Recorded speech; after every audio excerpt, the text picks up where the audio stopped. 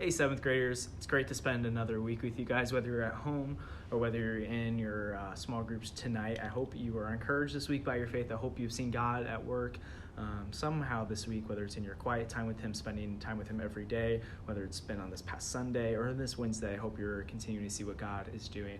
And we're in the second and our final week of the Trinity God section. Last week you heard my Batman voice. And we talked about how God is all powerful, and Felicia set that up really well. And this week we are talking about the idea if there is only one God. And for some of you, that might seem really simple, right? Yeah, of course, there's only one God.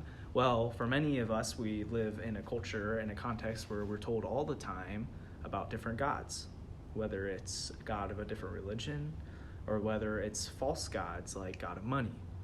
And they might not call it a god, but they worship money as a god, or they worship academics as a god, or they worship something in culture as a god. And it's really hard to know what it means to live as if there is only one God.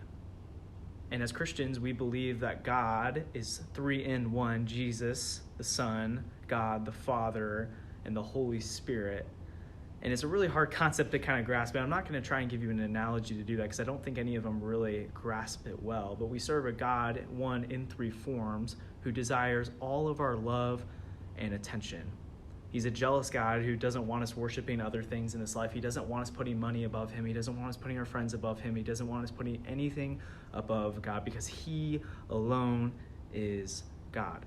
He's all powerful, but He is also God. And He alone is who we should be worshiping. He alone deserves all of our attention and praise.